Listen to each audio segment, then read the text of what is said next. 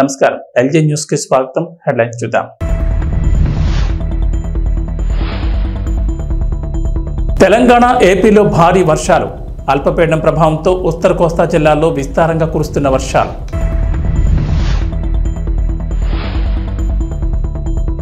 ఏపీలోని పలు జిల్లాల్లో స్కూళ్లకు సెలవులు. భారీ వర్షాలతో అధికారుల కీలక ప్రకటన.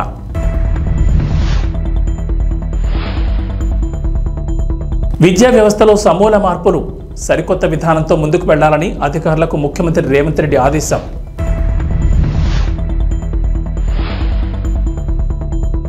సికింద్రాబాద్ ఉజ్జయిని బోనాలకు అన్ని ఏర్పాట్లు. భక్తులకు టీజీఎస్ఆర్టీసీ గుడ్ న్యూస్. ఆంధ్రప్రదేశ్ ను వర్షాలు ముంచెత్తాయి. 2 రోజులుగా భారీ వర్షాలు పడుతున్నాయి. వాయువ్య పశ్చిమ మధ్య బంగాళాఖాతంలో ఒడిశా ఉత్తరాంధ్ర తీర ప్రాంతంలోని అల్పపీడనం బలపడి వాయుగుండంగా మారింది. ఇది వాయువు దిశగా పయనించి పూరి సమీపంలో ఒడిశా తీరం దాటే అవకాశం ఉందని చెబుతున్నారు.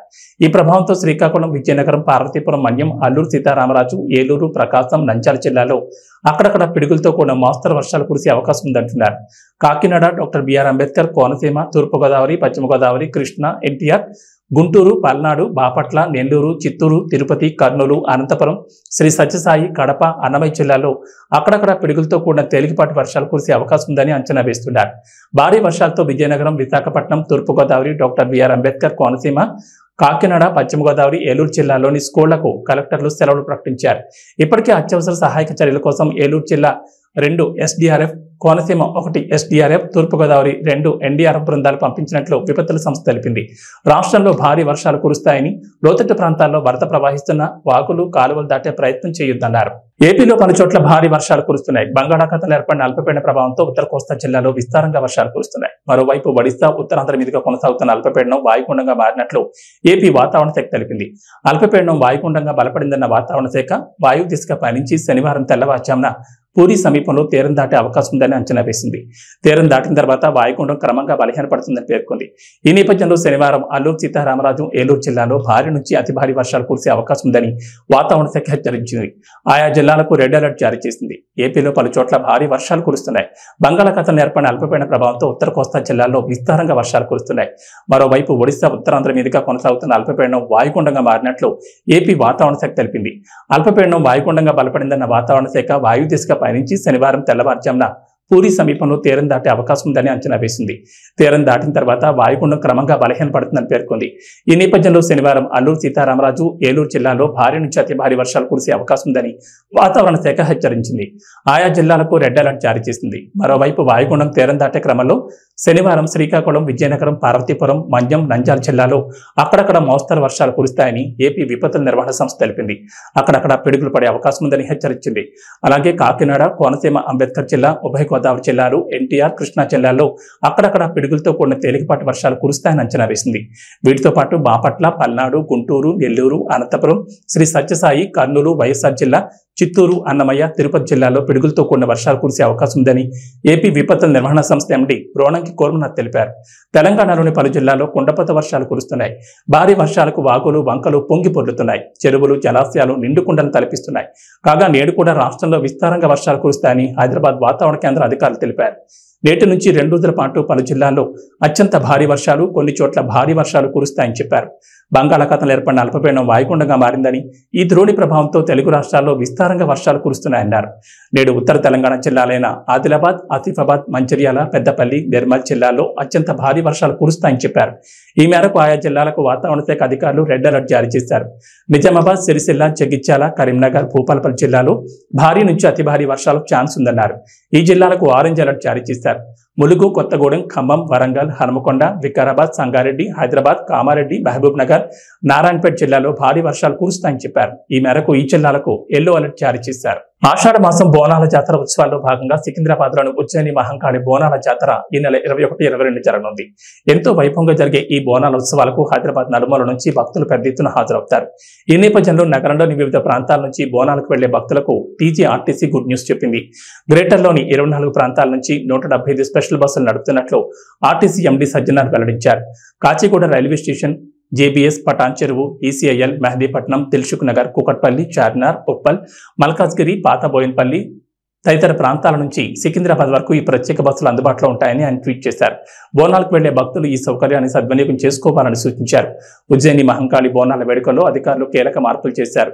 ఈసారి ఆలయంలోకి జోగినీలు, శివసత్తులతో పాటు 5గురిని మాత్రమే అనుమతిస్తామని స్పష్టం చేశారు. అలాగే మధ్యాహ్నం 1:30 నుంచి సాయంత్రం 4 గంటల లోపు బాటకూడల నుంచి మాత్రమే భక్తులు వచ్చేలా పక్కా ప్రణాళికలు రూపొందించారు.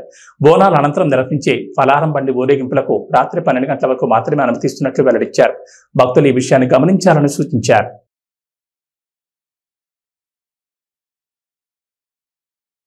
ఆంధ్రప్రదేశ్ ముఖ్యమంత్రి నారా చంద్రబాబు నాయుడు కార్యదర్శిగా సీనియర్ ఐఏఎస్ అధికారి ఏవి రాజమౌళి నియమితులయ్యారు. ఉత్తరప్రదేశ్ కడపకు చెందిన రాజమౌళి 3 ఏళ్ల డిప్యూటేషన్పై ఏపీకి వచ్చిన సంగతి తెలిసిందే. ఆయన ఉత్తరప్రదేశ్ ప్రభుత్వం గురువారం రిలీజ్ చేయగా ఆయన ఏపీ క్యాడర్లో శుక్రవారం రిపోర్ట్ చేశారు. ఆ వెంటనే సీఎంఓలో సీఎం కార్యదర్శిగా పోస్టింగ్ ఇస్తూ సీఎస్ నీరబ్ కుమార్ ప్రసాద్ ఉత్తర్వులు జారీ చేశారు. రాజమౌళిది ఆంధ్రప్రదేశ్ కాగా 2003 బ్యాచ్ ఐఏఎస్ అధికారి. ఆయన గతంలోనూ టీడీపీ హయాంలో చంద్రబాబుకి కార్యదర్శిగా పనిచేసిన సంగతి తెలిసిందే. గతంలో కూడా రాజమౌళి చంద్రబాబుకు అత్యంత సన్నిహితులుగా ఉంటూ ఏపీ సీఎంఓలో కీలక బాధ్యతలు నిర్వహించారు. ఇప్పుడు మరో 3 ఏళ్లు ఆయన సీఎంఓలోని విధులు నిర్వహిస్తారు. రాజమౌళి రాకతో సీఎంఓ కీలక అధికారుల సంఖ్య 4కు చేరింది. ప్రస్తుతం సీఎం ముఖ్య కార్యదర్శిగా ముద్దాడ రవిచంద్ర, సీఎం కార్యదర్శిగా ప్రద్యుమ్న, అదనపు కార్యదర్శిగా కార్తికేయ మిశ్రాలున్నారు. మరోవైపు ముఖ్యమంత్రి నారా చంద్రబాబు నాయుడు వికసిత ఆంధ్రప్రదేశ్ 2047 విజన్ డాక్యుమెంట్ పై నీతి ఆయోగ్ సీఈఓ బీవీఆర్ సుబ్రహ్మణ్యం సంస్థ ప్రతినిధులతో సచివాలయంలో సమావేశమయ్యారు. వికసిత్ భారత్ 2047కు ప్రణాళిక సిద్ధం చేస్తున్నట్లే వికసిత ఆంధ్రప్రదేశ్ 2047కు విజన్ డాక్యుమెంట్ తయారు చేయడంపై చర్చించారు. రాబోయే రోజుల్లో రాష్ట్ర అభివృద్ధికి చేపట్టాల్సిన కార్యక్రమాలు, ప్రాజెక్టులపై చర్చ జరిగింది. ఏపీలో ఆర్టిఫిషియల్ ఇంటెలిజెన్స్ యూనివర్సిటీ ఏర్పాటు చేయాలనే ఆలోచన ఉందన్నారు చంద్రబాబు. భవిష్యత్తులో ఏఐతో అన్ని రంగాల్లో మార్పులు వస్తాయన్నారు. కడప జిల్లా జమ్మలమడుగులో సిరంజీలు కలకలం రేపాయి. జమ్మలమడుగు బైపాస్ నుంచి శేషారెడ్డిపల్లి వెళ్లే మార్గంలో పొలాల కట్ల వెంట వాడి పాడేసిన సిరంజీలు చెల్లాచెదరుగా పడి ఉన్నాయి. రైల్వే గేట్ దాటగానే రోడ్డు పక్కన 2.5 ml సిరంజీలు సూత్తో సహా గుర్తు తెలియని వ్యక్తులు పడేశారు. పొలాల్లో గట్లపై ఈ సిరంజీలు ఉండడంతో రైతులు ఆందోళన వ్యక్తం చేస్తున్నారు. ఈ సిరంజీలు రక్త పరీక్షలవా, మత్తు పదార్థాల కోసం వాడినవా అనే అనుమానాలు మొదలయ్యాయి. తెలంగాణలో 10 ఏళ్ల అధికారంలో ఉండి ఇటీవల జరిగిన అసెంబ్లీ ఎన్నికల్లో ఘోర పరాజయం పొంది ప్రతిపక్షానికి పరిమితమైంది భారత రాష్ట్ర సమితి పార్టీ. ఆ తర్వాత జరిగిన పార్లమెంట్ ఎన్నికల్లో కనీసం ఖాతా కూడా తెరవలేని పరిస్థితి చేరింది.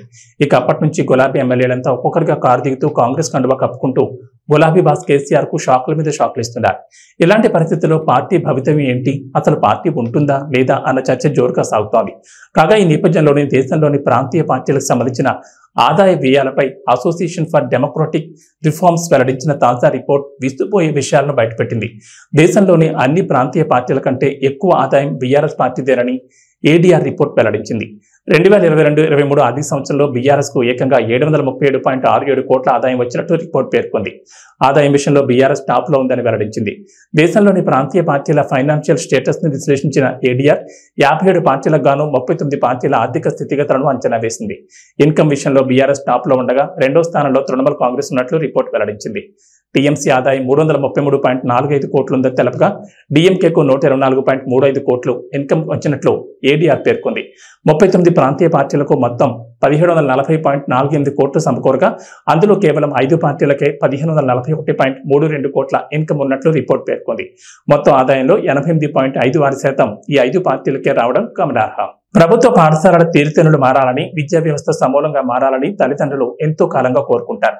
ఆ దిశగా రేవంత్ రెడ్డి నేతృత్వంలోని కాంగ్రెస్ ప్రభుత్వం కీలక చర్యలు చేపట్టింది. విద్యా వ్యవస్థను పటిష్టం చేసే దిశగా ముఖ్యంగా ప్రభుత్వ బడుల్లో బోధన విషయంలో సరికొత్త విధానంతో ముందుకు వెళ్లాలని అధికారులను ముఖ్యమంత్రి రేవంత్ రెడ్డి ఆదేశించారు. వచ్చే 3 ఏళ్లలో ప్రభుత్వ పాఠశాలను బలోపేతం చేసేందుకు అవసరమైన ప్రణాళికలను సిద్ధం చేయాలని విద్యాశాఖ ముఖ్య కార్యదర్శి బొర్రా వెంకటేశం ఇతర ఉన్నతాధికారులకు ముఖ్యమంత్రి సూచించారు. ఈ సందర్భంగా బొర్రా వెంకటేశం చేసిన పలు ప్రతిపాదనలను CM Revanth Reddy, deputy CM Bhatti Vikramarka ఆసక్తిగా ఉన్నారు. రాష్ట్రంలో సెమీ రెసిడెన్షియల్ స్కూల్స్ ఏర్పాటు చేసేందుకు ప్రతిపాదనలు సిద్ధం చేయాలని అధికారులను ముఖ్యమంత్రి రేవంత్ రెడ్డి ఆదేశించారు. విద్యార్థులు పాఠశాలకు చేరుకునేలా రవాణా సౌకర్యాలు సైతం కల్పించే విధానాలను కూడా సూచించాలన్నారు. ప్రజాప్రభుత్వం ప్రతిష్టాత్మకంగా తలపెట్టిన ఇంటిగ్రేటెడ్ రెసిడెన్షియల్స్ కు సమాంతరంగా రాష్ట్రంలోని అన్ని నియోజకవర్గాల్లో సెమీ రెసిడెన్షియల్ స్కూళ్లు ఉండాలని సూచించారు. నెల్లూరు బారాషాహి దర్గాలో జరిగే రొట్టెల పండుగ సందర్భంగా స్వర్ణాల చెరువులో రాష్ట్ర పురపాలక శాఖ మంత్రి డాక్టర్ పొంగూరు నారాయణ రాష్ట్రాభివృద్ధి రొట్టెను పట్టుకున్నారు. ఆంధ్ర రాష్ట్రం బాగా అభివృద్ధి చెందడంతో పాటు ప్రజలందరూ సంతోషంగా ఉండాలని మంత్రి ఆకాంక్షించారు. నెల్లూరు బారాషాహి దర్గాలో జరుగుతున్న రొట్టెల పండుగలో ఎమ్మెల్యేలు Vemireddy Prashanth Reddy, Somireddy Chandramohan Reddy, rural MLA Kotamreddy Sridhar Reddy, MP Vemireddy Prabhakar రెడ్డితో కలిసి నారాయణ పాల్గొన్నారు.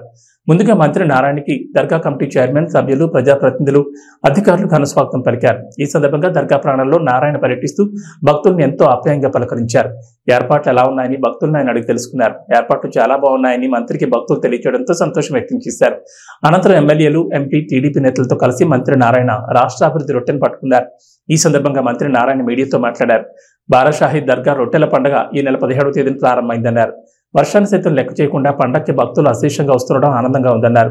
ఈ రోజు ఉదయం రాష్ట్ర ముఖ్యమంత్రి నారా చంద్రబాబు నాయుడు అమరావతి నుంచి వర్చువల్ గా పండగ ఏర్పాట్లను పరిశీలించడంతో పాటు భక్తులతో మాట్లాడడం జరిగిందన్నారు. 2014 ముందు బారాషాహి దర్గాలో డెవలప్మెంట్ పూర్తిగా చీరు అన్నారు. ఇదే స్వర్ణాల చెరువులో లారీలు, కార్లు, బస్సులు శుభ్రం చేసుకునేవారని గుర్తు చేశారు. 2014లో టీడీపీ ప్రభుత్వ అధికారంలోకి వచ్చాక నేను మంత్రిగా ఉన్నప్పుడు ఎంతో పవిత్రమైన ప్రదేశం బారాషాహి దర్గాని ముఖ్యమంత్రి చంద్రబాబుతో మాట్లాడి ఎంతో అభివృద్ధి చేశామన్నారు. ప్రధానంగా దర్గా ఆవరణలో మరుగుదొడ్లు, ఘాట్, భక్తులకి అనేక వస్తువులు ఏర్పాటు చేశామని తెలిపారు. ఆనాడు దర్గాలో ప్రార్థనా మందిరం నిర్మించాలని, రొట్టెల పండగకి చంద్రబాబు వచ్చారని, అప్పుడే దర్గా అభివృద్ధికి 20 కోట్లు మంజూరు చేశారన్నారు. కానీ ఆ పనులను గత ప్రభుత్వం నిలిపేసిందన్నారు. ఈ రోజు జరిగిన వర్చువల్ కార్యక్రమంలో వెంటనే ఆ పనులను పూర్తి చేయాలని, అప్పుడే 5 కోట్ల రూపాయలను చంద్రబాబు ఆదేశాలు జారీ చేశారని చెప్పారు. ఈ సందర్భంగా దర్గా కమిటీ, ప్రజలు, భక్తుల తరపున సీఎం చంద్రబాబుకి ప్రత్యేకంగా ధన్యవాదాలు తెలియజేస్తున్నారని పేర్కొన్నారు. ఎందుకంటే రాష్ట్ర ఖజానా ఖాళీ అని, ఏ శాఖలోనూ పైసా లేదన్నారు. రాష్ట్ర ఆర్థిక పరిస్థితి అతలాకుతలంగా ఉందన్నారు. ఇటువంటి పరిస్థితుల్లో కూడా 5 కోట్లు మంజూరు చేయడం గొప్ప విషయమన్నారు. రాష్ట్ర ఆర్థిక పరిస్థితి మెరుగుపడిన తర్వాత ముస్లిం మత పెద్దలు, కమిటీ సభ్యులు, వక్ఫ్ బోర్డు సభ్యులు, నాయకులతో మాట్లాడి ఒక ప్రణాళికంగా ముందుకెళ్లి దర్గాని అన్ని విధాలా అభివృద్ధి చేస్తామని చెప్పారు. రొట్టెల పండగకి తెలుగుదేశం ప్రభుత్వమే రాష్ట్ర పండుగ చేసిందన్నారు. ఈ పండుగని ఇంటర్నేషనల్ పండుగ చేయాలని ముఖ్యమంత్రి ఆదేశించడం జరిగిందన్నారు. రొట్టెల పండుగపై భక్తులకు ఎంతో నమ్మకం ఉందన్నారు. వారి కోరికలు తీరడంతోనే ఏడాదికేడాది భక్తుల సంఖ్యలో గణనీయంగా పెరుగుతోందని తెలిపారు. తదనంతరం జిల్లా అధ్యక్షులు అబ్దుల్ అజీజ్, ఎమ్మెల్యేలు కోటమిరెడ్డి ప్రశాంత్ రెడ్డి, టీడీపీ రాష్ట్ర ప్రధాన కార్యదర్శి కోటమిరెడ్డి శ్రీనివాసులరెడ్డి, మాజీ మున్సిపల్ చైర్పర్సన్ తాళ్లపాక అనురాధలు ప్రసంగించారు.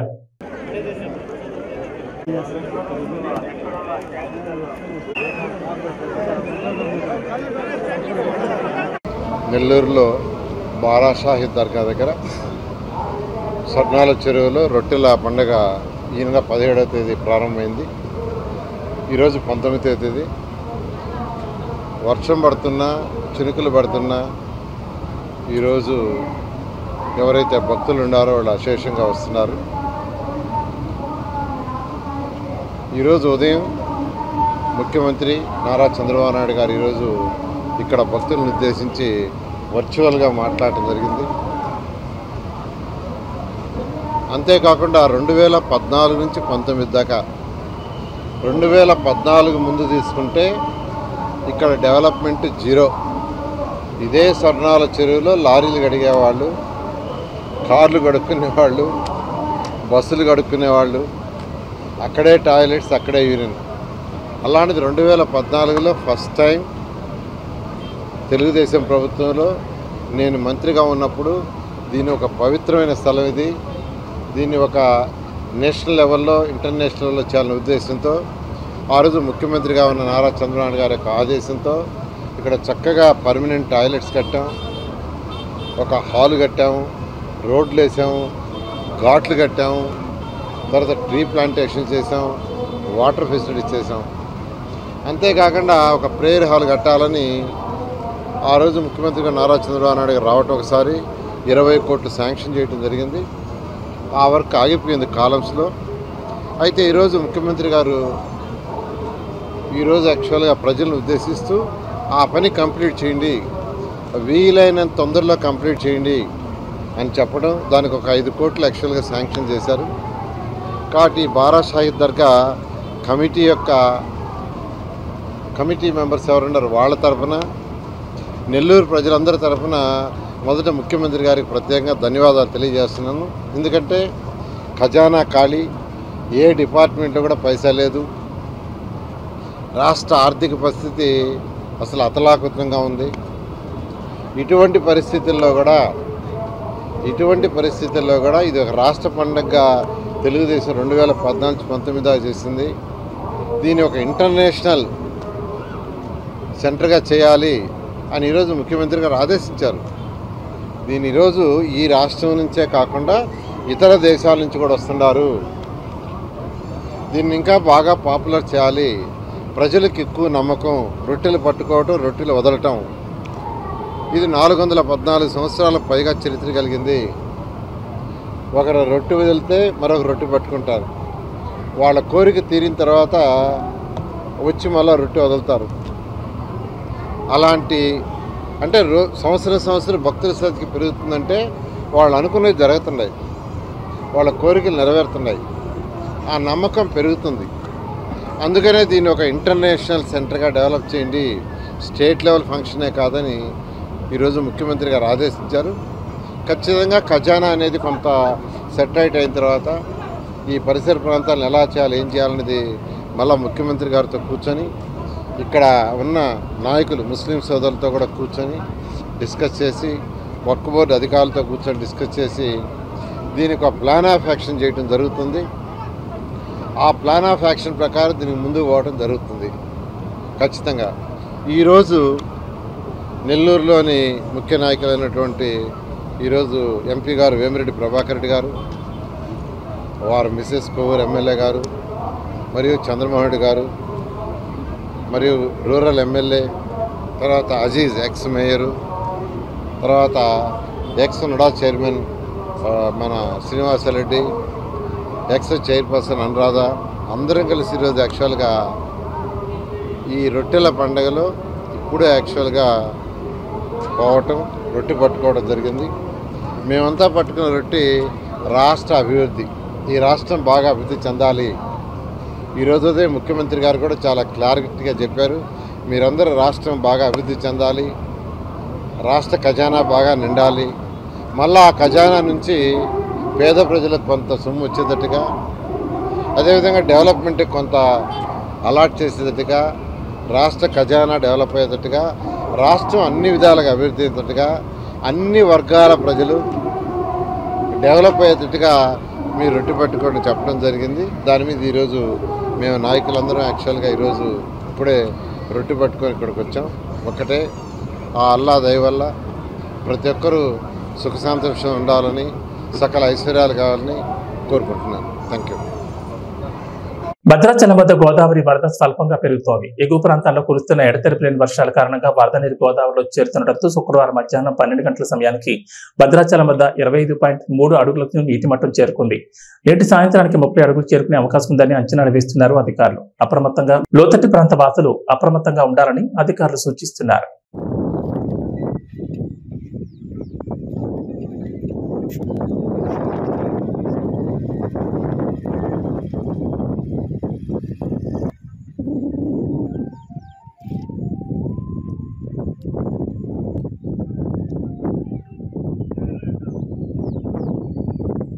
ప్రకాశం జిల్లా చేమకుర్తి రామతీర్థం జలాశయాన్ని కలెక్టర్ తమీం అన్సారియా సందర్శించారు. ఈ సందర్భంగా ఇంటెక్ వెల్ పంప్ హౌస్ ను పరిశీలించారు. జలాశయంలో నీటి లభ్యత, నీటి సరఫరా తదితర అంశాలను ఇరిగేషన్ శాఖ అధికారులు కలెక్టర్ వివరించారు. ఆడుగంట జలాశయానికి సాగర్ జలాలు సోమవారం సాయంత్రానికి చేరుకుంటాయని చెప్పారు. జలాశయం గురించి సవివరంగా కలెక్టర్ అధికారులను అడిగి తెలుసుకున్నారు. ఈ కార్యక్రమంలో RWSSC Marda Ali, irrigation SC Muralikrishna, Abud Aleem, engineering అధికారులు పాల్గొన్నారు. చాలా కష్టం. మున్సిపల్ కార్పొరేషన్ ఇది లైఫ్ టౌన్లో గ్రౌండ్ వాటర్ మీదనే ఉన్నాయి. వాటర్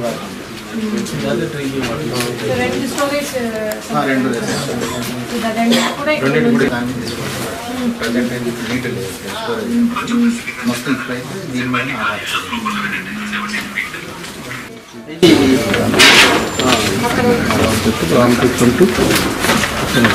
అనుకున్నాం కదా. GLPR అక్కడ రా వాటర్ స్టోర్ చేసుకొని మన గ్రావిటీలో 20 వస్తాయి. అక్కడ ట్రీట్మెంట్ అయిన తర్వాత మనం 28. సో కనిగిరి పక్కన కందుకూరు కూడా నుంచి మీరు ఎంత ఇది ఇప్పుడు ఒంగోలు టౌన్ అక్కడ నుంచి 5,018 డిఫరెంట్ లొకేషన్స్. ఫస్ట్ అది అప్కమింగ్ స్కీమ్స్. ఇంకా ఏఐబి కింద రేపు నైట్కి మన బార్డర్ ప్రకాశం బార్డర్ చెప్తుంది రేపు నైట్ రేపు night. 9 PM అక్కడ నుంచి మనకు 2 days టౌన్ తిరుగుతాం అంటే ఇక్కడ మొత్తం శనివారం ఆదివారం సోమవారం నైట్కి వస్తాం. మామూలుగా 0.9 మేడం అంత ఎఫ్ఆర్ఎల్ వచ్చేసి 85 ఇది మేడం సిస్టమ్ ఇది వచ్చేసి బైక్ ఆర్డర్ దీని కింద అప్ స్ట్రీమ్ వచ్చేసి 2 drinking water tanks non notified ఉన్నాయి. తర్వాత downstream of Ramatheertham balance reservoir వచ్చేసి మన ఇది 4 gates 160 cubics డిశ్చార్జ్ 4 gates ఇది ఓపెన్ ఛానల్ కొన్ని దగ్గర లైనింగ్ ఉంది, మోస్ట్ ఆఫ్ ది లైనింగ్ ఉంది. అక్కడ బట్ ఇటువైపు అయితే లైనింగ్ ఇటువైపు లైనింగ్ చేశారు కానీ most of the bed is unlined. That's why it takes 2 days for the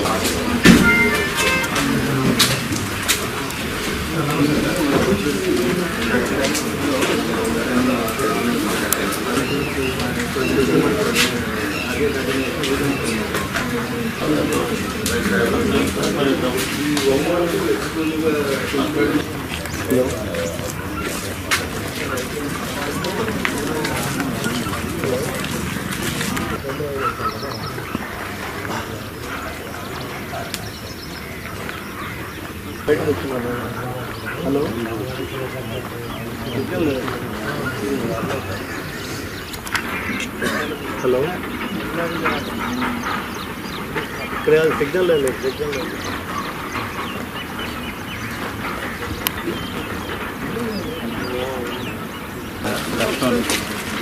soil erode కాదు, బండ్ ఎరోడ్ కాదు, ఇన్సైడ్ లైనింగ్. ఇది అన్ని కూడా ఈ ప్రాజెక్ట్ భాగంగానే అప్పుడు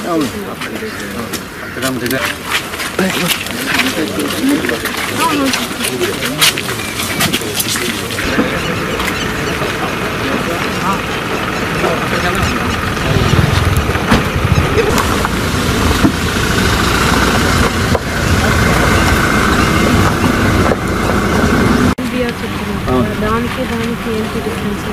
అంటే మనం గ్రావిటీ కోసం మేడం, గ్రావిటీగా వెళ్ళిపోతుంది. అక్కడ ట్రీట్మెంట్ చేసుకొని మనం వాటర్ ట్రీట్ చేసుకొని వచ్చేసరికి ఇక్కడ నుంచి ఇక్కడ పంప్ చేసి ఇది రా వాటర్, ఇది ఓన్లీ రా వాటర్.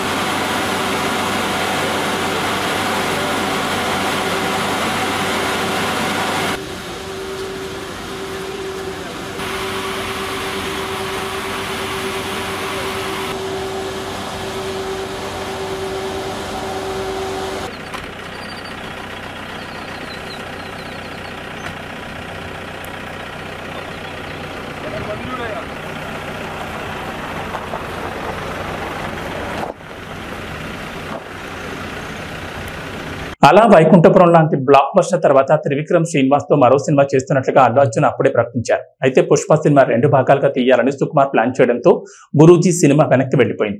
ఇప్పుడు పుష్ప 2 ఆల్మోస్ట్ కంప్లీట్ అవడంతో త్రివిక్రమ్ తోని బన్నీ తన తర్వాత సినిమా చేస్తారనే సందేహాలు వచ్చాయి. దీనికి కారణం పుష్ప పాన్ ఇండియా లెవెల్లో బ్లాక్ బస్టర్ కావడంతో బన్నీ కూడా పాన్ ఇండియా డైరెక్టర్ల వైపు చూస్తున్నారనే రూమర్స్ వినిపించాయి.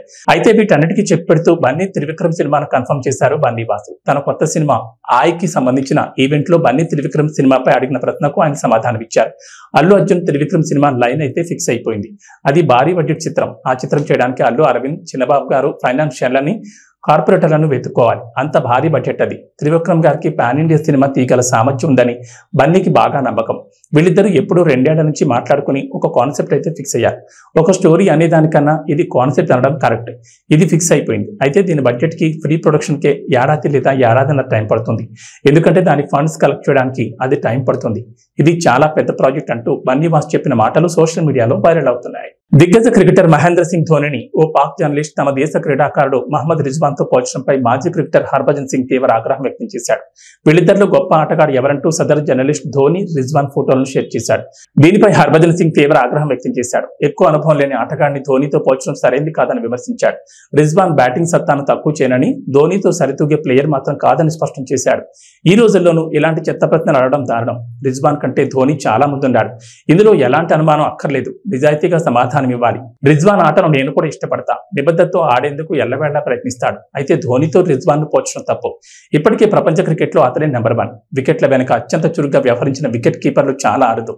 ఈ జాబితాలో ధోనినే టాప్ అని హర్భజన్ సింగ్ అన్నారు. AB bulletin session. నమస్కారం.